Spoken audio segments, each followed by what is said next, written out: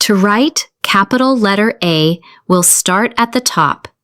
Then we'll go down like this. Then go back to the top and go down again the other way. Lastly, we'll go to the middle and go straight across. Good job! Let's do that again. We'll start at the top and then go down. Go back to the top and then go down the other way. Then we'll go to the middle and go straight across. Good job! Now you try.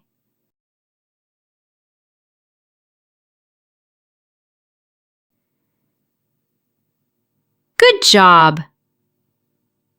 Now let's do small letter A.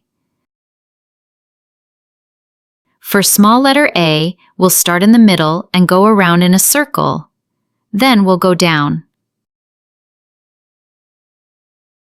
Let's do that again. We'll start in the middle and go around in a circle. Then we draw a line down. Good job! Now you try.